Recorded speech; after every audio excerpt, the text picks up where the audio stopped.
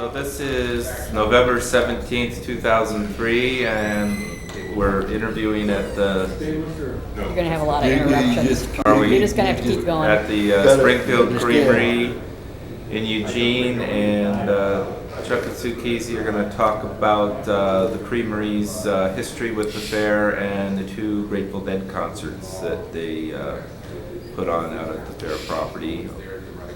And now the creamery predates the fair. Oh yeah, the creamery's been in business since December of 1960. So we've been around a very long time. The fair, probably the first fair was in 69 or 70, depending on who you talk to. I couldn't tell you for sure. But we were definitely... I think we took, at that first fair, Ken Babbs took out, we made some frozen yogurt, probably the first time frozen yogurt had ever been made, ever. And I think Babbs sold it out there, is that true? Yeah. Some vat of yogurt. And people didn't quite know what to think about it, because we didn't sweeten it very much, so it was just like frozen yogurt. But it may have been the first time frozen yogurt was ever sold. Well, that was the initial thing. Ken sold chickens, had 3 chickens. Okay. Live chickens? Yeah. Oh, good. Okay. And then we, as the fair went along, you know, we have had a booth at the fair probably since. We don't really know exactly when it was a formal booth, but probably 72 or 73.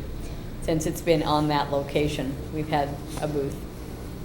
Is videography? We are This is videography. Auto video. To solve all the problems? That's right. And the whole concert idea started because the creamery was really broke and in 1972, and we needed some money. And the idea came, well, let's ask the Grateful Dead. Let's see if they'll do a concert for us. And we can make a lot of money and we'll, you know, just pay our debts and everything will be groovy. And so how did you contact them? Maria. You and... Maria got hold of. Oh, Maria. Okay, our friend Maria, Black Maria, one of the pranksters, got hold of them. And they said, sure. They would do that.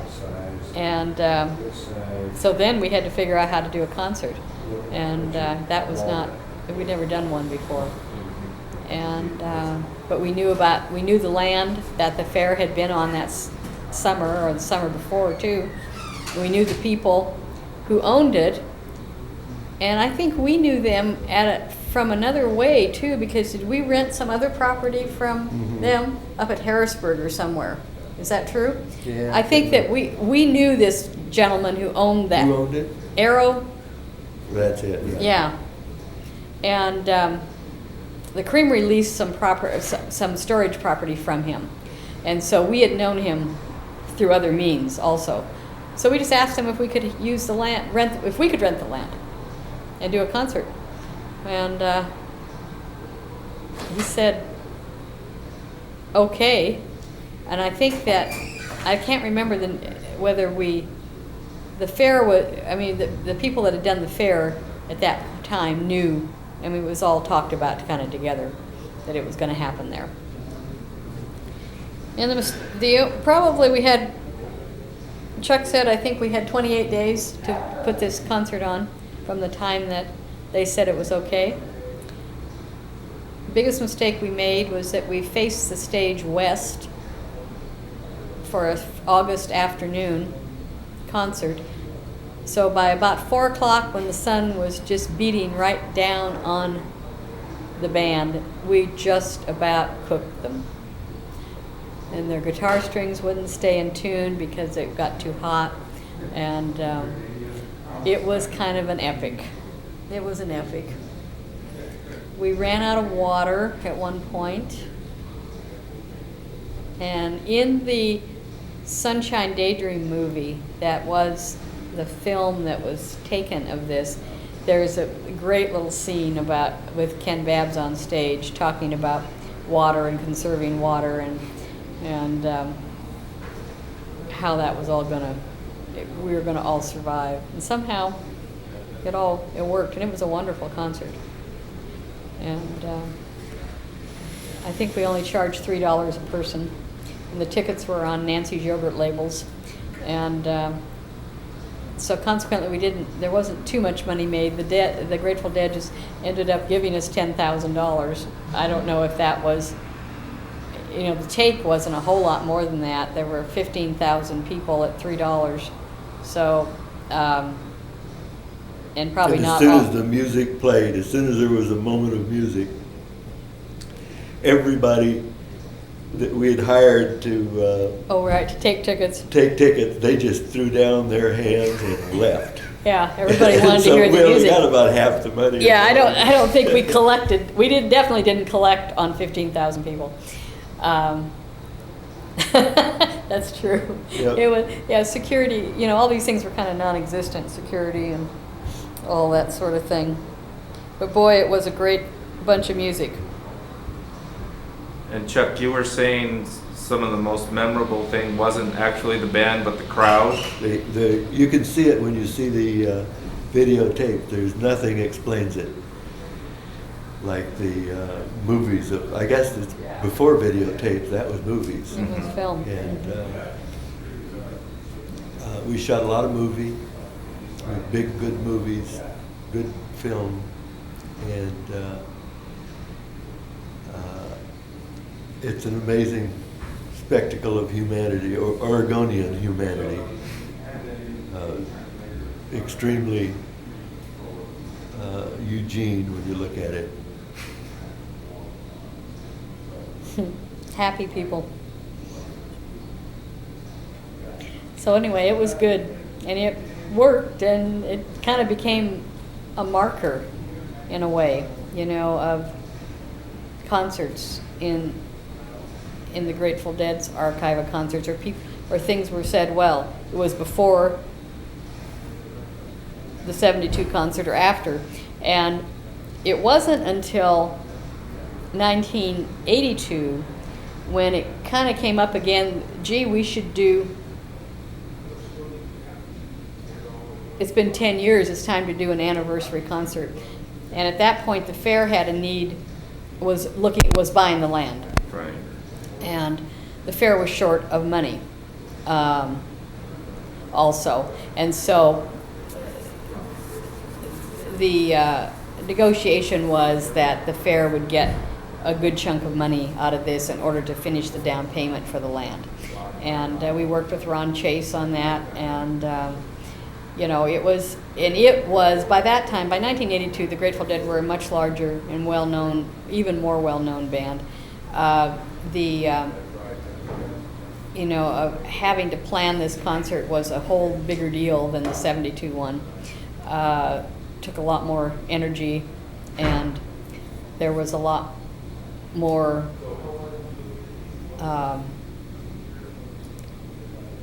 things to deal with. There were opening acts. It was the whole concert thing. And we did turn the stage to face the other direction, so that was good. So the crowd was the one that got baked by the sun instead of the band. Built a wonderful stage. We have some great pictures that were taken of the stage and of that whole Indian motif. There were a lot of people that had a hand in making that one happen.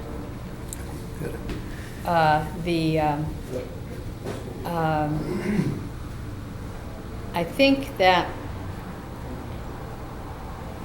it started to be called the field trip from that particular It's actually concert. a stage.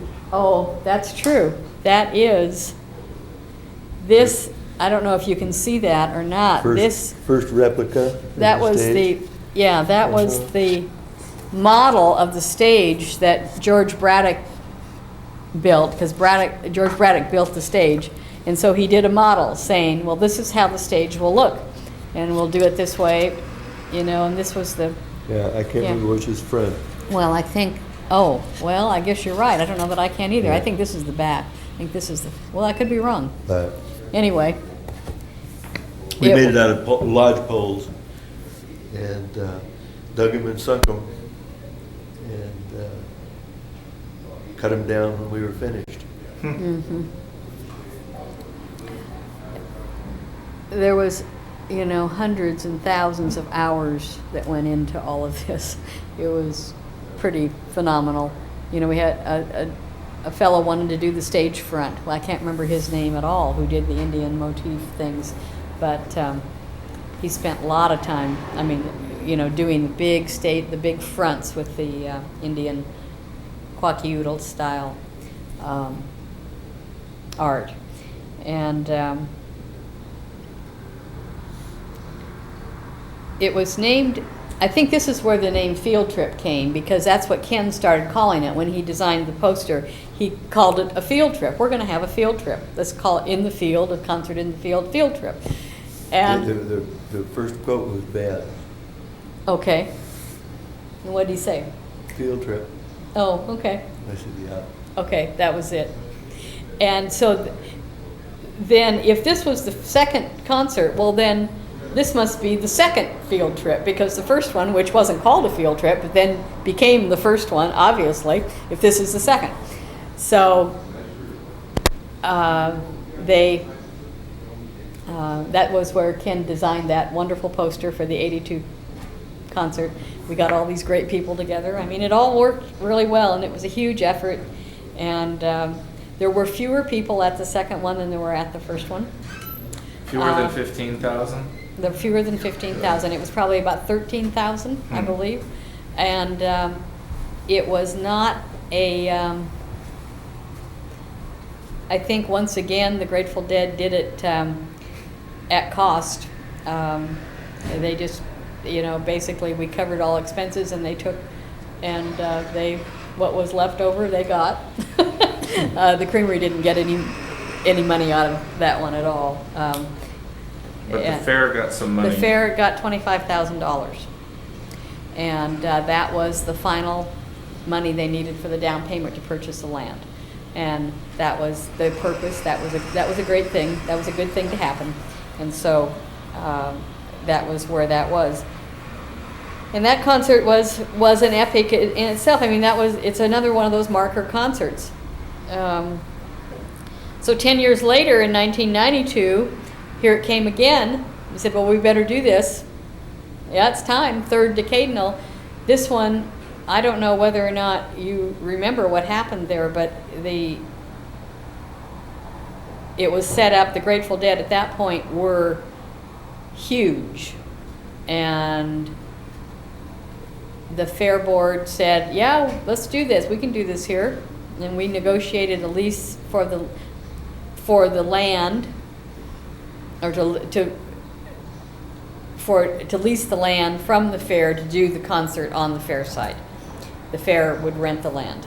And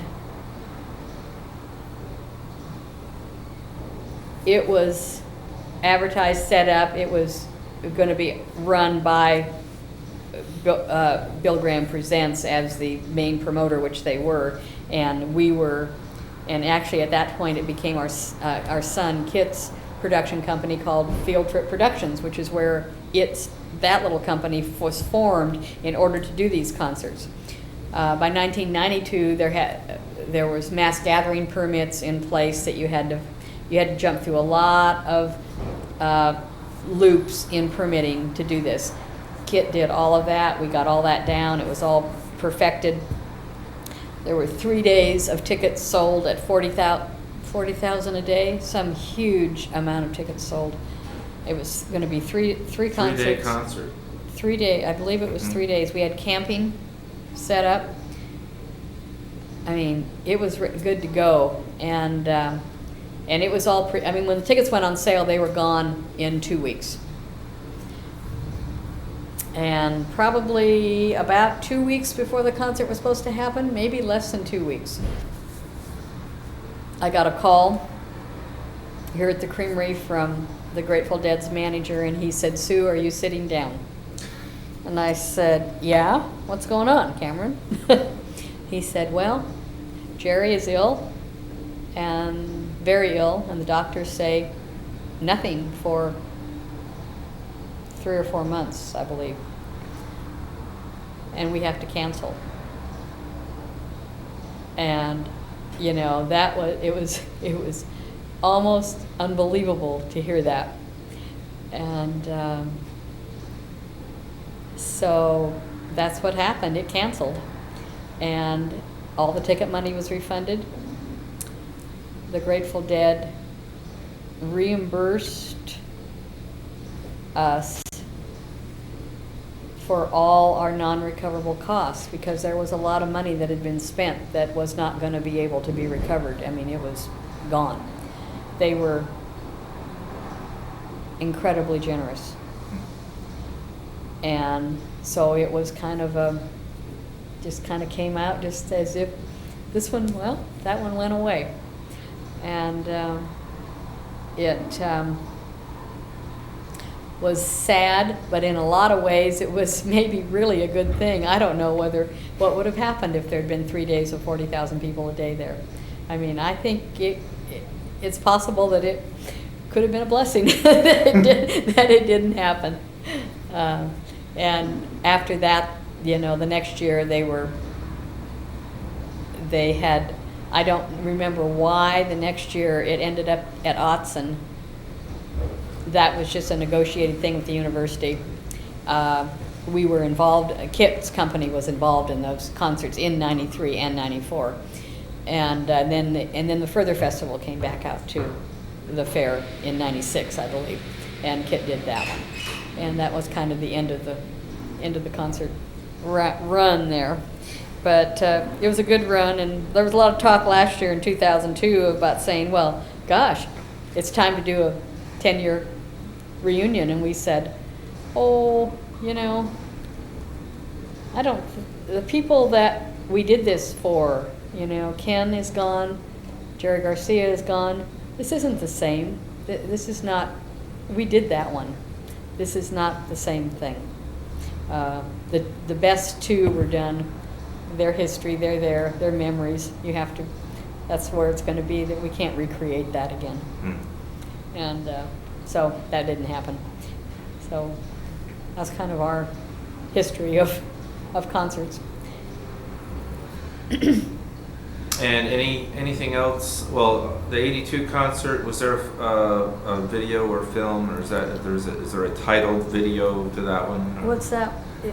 Is there a titled one though? What is that called? It's just a video, right? Yeah. I don't think it's. Yeah, but they're very good videos. And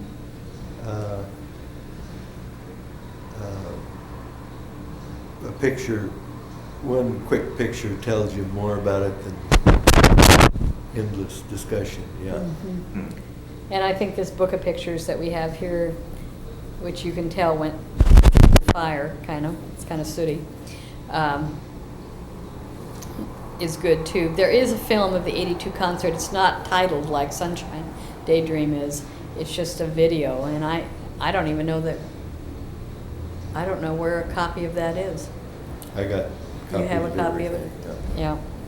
We might be able to maybe we'll look and see if we can get a copy of that. Mm-hmm. But they were, they were pretty good events. It was a good thing. Hmm. It was Great. good.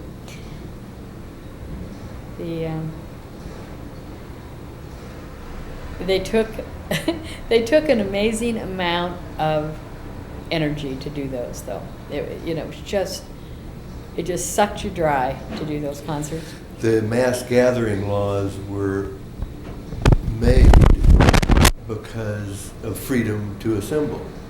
We have as one of our first weekend assemble. And we tried, and the Ayatollah, not the Ayatollah. No, the Rajneesh. He wanted to assemble, and Oregonians didn't want him to because he was a bad guy. And so at that point, they made laws to stop him from being able to assemble. Yeah, that's where the mass gathering laws came from. And so they went as extreme as they could on every point. And so to do the country fair takes about 1.5 inches of lawyer paper. Really, it's about that much. To do a concert there? Yeah. To do the concert there. Mm-hmm. And We were the first, it was the first time in 1992, it was the first time Lane County had actually had to, somebody had done a Anyway, mass gathering permit Yeah. and taken it and done it. And so basically, we got the law, we did all this, everything you needed to do and turned it in. And they went through the steps they had to. And it was obvious that because we had complied with everything, there was no way that they could turn it down. They could not do this. that's what the law is. Because the law if says I once you accommodate, comply, you can't say no. you once it's all these things are met, Even, then even you if do you're it. prejudiced and don't want it to happen. Right, right. And we had a huge amount of opposition in '92. The newspapers just ate us up. Well, the and- community wasn't very, the community was Well- not very supportive in Veneta about there being a concert because there had been, that was before really, that, Leslie came in as general manager right at that very time. And all that work with the community had not started happening yet. Right. And it was people had really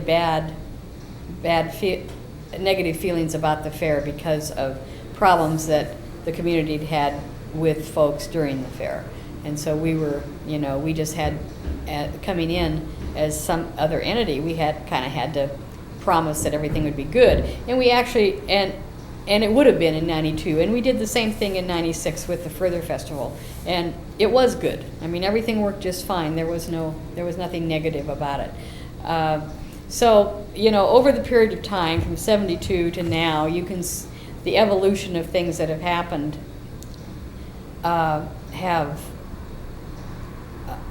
you are dealing now with regulations to do outdoor events. And for the most part, those regulations deal with the health of the public, health and safety issues. They do make it more difficult for the promoters or the people putting it on. I mean, there's a lot of stuff you have to do, but most of it a responsible people would be doing anyway. And the work that the fair has done over the years with the community of Veneta is definitely, one of the more positive things that's gone on and has made the fair a really responsible citizen. So if there were to be other events out there, I believe that there would not be, you would not have community opposition at that point. Community has also realized that it's a real opportunity for them. Mhm. And instead of a disadvantage. Right.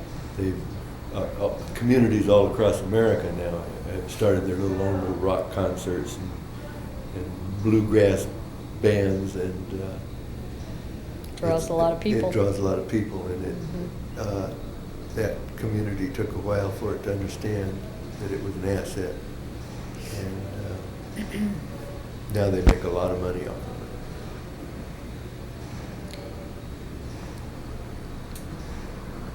of it. So. Anything else about the Further Festival? They were on tour. And Yeah, they were on tour. It was just one of those things that was kind of a put together thing. It was pretty much controlled by the promoters. They were in and out. It was a good concert, but it wasn't probably as satisfying, as the ones that were more down home. It was just us and the band, Truly, the Grateful Dead had this wonderful thing where, in the early years, in the 70s and 80s, where, they would do this sort of thing. They would do something with their friends, with people who were not promoters, who and they just held your hand and took you through it. They had great people, and they could do that then because they were not, such a giant organization at that time. You really were dealing with your friends. It was. And it was fun. It was that thing you're talking about truly came down to one person, which is Jerry Garcia. you don't know.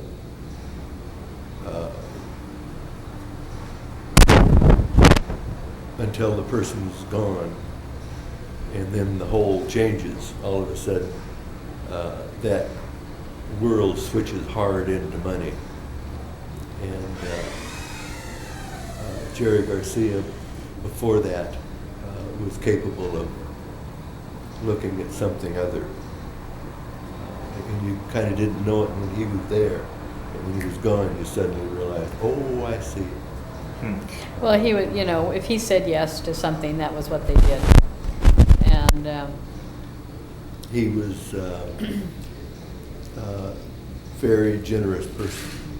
And most people don't give him credit for that. And he was a very generous person.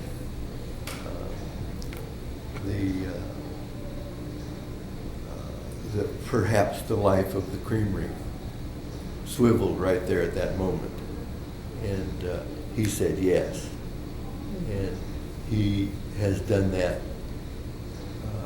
through his charitable organizations, and done that, and it started back up. The Rex Foundation Yeah. started back up. yeah, I mean, they've been doing that for years. That is Mhm. one of the wonderful things about Grateful Dead, is that they give back. So, and we were certainly a recipient, without question. And you think the era of the Springfield Creamery concerts on the property is probably over? Kit's got the McDonald Theater. Right. He's got string cheese up there in a few weeks, and Yeah. that's kind of the venue. Well- It's hard to do at the country fair. Yeah, It doing an is- outdoor concert It on, is so expensive. The laws are so bad. it's so expensive to do, to build your site from the ground up. And so you have to have somebody that's going to draw.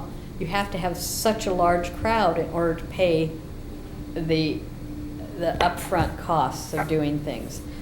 You just can't pull it out of your hip And pocket they take anymore. each one of these little points and just extend it like water. How much water do you need? And the mass gathering law says you need so much water, which is way too much water, more than anybody's ever going to want. And it really costs a lot to take water out to the middle of a field. And in a way, the way these numbers go, it's really hard. So it's possible, the fair continues to look at doing second events and trying and doing something, and it is you don't see very many things happening in unimproved venues anymore. I mean, the Gorge has been developed, the new one up in Washington has been developed, and these are expensive things to do, and the reason that we could do those concerts and know that we were not going to lose money on them or be worse off than where we started was because that was the way the Grateful Dead did business with us. We shared it, everything got paid, and that was, and we all came out okay. And even, that isn't really the way it works in the real world. there is risk taken. And right now, we are... And it's extremely risky to have 40,000 people turn up and do anything. Is extremely risky. Just you're afraid of running over somebody with a tractor. Just so risky. And well, and the fair is very well aware of all that, because that's what they deal with on, It's for really that risky, weekend, yeah. and they know all the problems. Yeah. And the cops say they would much rather do a Grateful Dead event than an Oregon football game. I've heard that. yeah. So, but we never, you never say never about anything. Anything could happen. Who knows? Some great opportunity might arise somewhere. We just don't know. Right now, the thing at the McDonald Theater with string cheese is actually string cheese picking up that same thing where the Dead left off. This is a benefit concert that they're doing to finish the fundraising for the statue. What a wonderful thing! What a great thing! And it's going to be very exciting, and it will sell out. It's virtually almost sold out now, and but this is just the continuation of the good stuff, with the good people. Yeah, it's been wonderful. It's been a great experience all these years working with the fair and the band, and even our friends at Bill Graham Presents. I mean, they were wonderful to work with on everything, and so it's been all very positive. Been very positive all the way around. Been a very nice addition to our lives, even when we didn't have time to do it. It's been good. How boring! I mean, we could have, making yogurt is great, but it's fun to have these other things going on.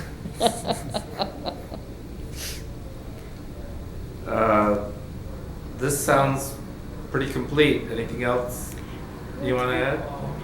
Can't really think of anything else that's. I don't know.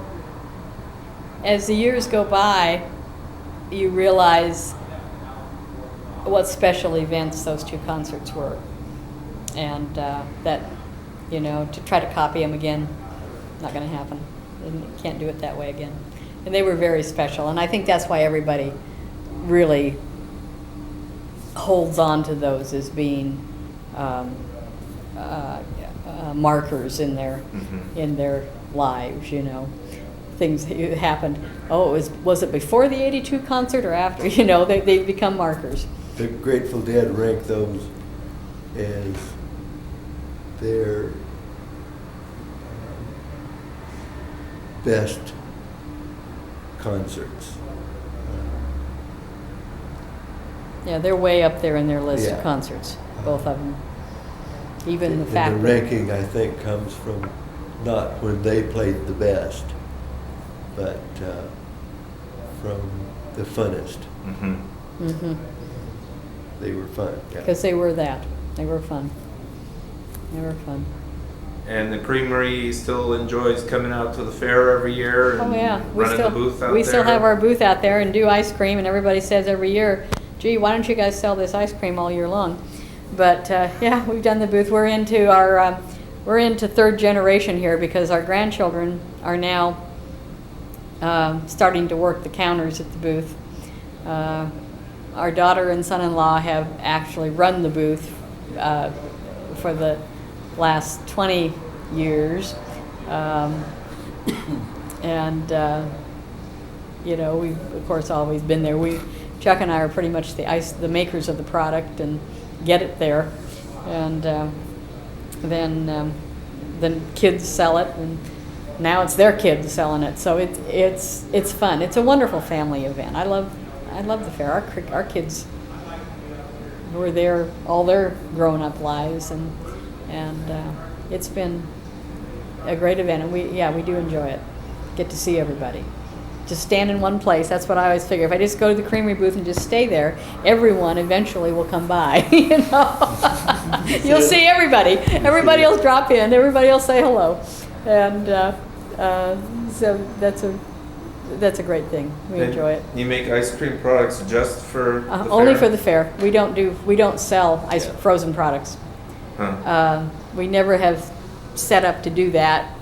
I'm not saying we won't ever do that, but doing frozen products is a whole different ballgame than doing just regular refrigerated products. You got to have a whole nother kind of operation virtually to do frozen and do it well. And how long ago did you start doing the frozen products? Oh, we did fair? for the fair. We've always done frozen. I think we always did ice cream. Well, you were saying frozen Yeah. yogurt. Yeah, for the very first, and then because Chuck had these little tiny 5-gallon batch freezers, that an old ice cream machine that he inherited from somewhere, and that's what we used to do it on. We now have a little better ice cream machine that we use, but we only use it for the fair. We make ice cream occasionally just for ourselves, but not very often. And I went to college on an ice cream making scholarship. that's true, you did. That's true. At Oregon State, Yeah. it's true. Huh. So, And his, he learned to make ice cream from some of the really great ice cream makers over at the Eugene Farmers Creamery in Eugene, which is the plant that his dad managed. And Chuck learned right at the, the knee of some of the really wonderful ice cream makers. So he has a great So the history country of fair ice is cream. really fun because you can think all year about what kind of ice cream to make and pop it out and watch people eat it. Get instant reaction, Get instant reaction. Doesn't mean anything. You try new things, new And flavors. so we, Isn't the raspberry with chocolate chips, isn't that kind of a standard? It seems like I get that. it more changes often. though. But he Does it? changes Yeah. it every now and then. It Yeah, changes- that is actually raspberry frozen yogurt, I Right, believe. right, Yeah. right. And he's kind of But improved we- that and adjusted that. we changed its formulation hard. It probably comes out tasting similar, Uh-huh. but and it's true with chocolate. We hit our chocolate ice cream is a real extreme, and Was there a soy frozen The soy, product we too? do it. We take some of our soy yogurt and do that frozen too, and that's really quite good. That's really pretty neat. And in the last couple years, we've because we are doing so much organic yogurt now, we just moved all the ice cream into organic, so it's now all that product is organic. Flavors, pretty much flavors. And I don't know that the frozen yogurt was all organic because we maybe didn't have raspberries then, but generally it's all organic, and so that's fun too. People appreciate that. Yeah. So we'll probably keep doing that for a while. I don't know, as long as the grandkids come along, as long as we've got youth. It's you need the young backs and the young bodies to make that all work. It's hard work. Sure. Over 3 days, moving all that stuff. I've got pictures of the ice cream making factory going. Too bad I don't have pictures of it. Man, finally it's taken over by the little kids. Yeah, we let And, we let the kids run the ice cream. Isabel and Sophia are sitting there with their rubber gloves on. The rubber gloves are about this long. They look like tree frogs. Pulling ice cream off, Pulling putting them in ice little cream, cups, yeah. setting them down. Huh. And so, yeah, it's a the we love doing it because it's a fun. We can bring all the family in to make the ice cream as well as sell the ice cream. That's good.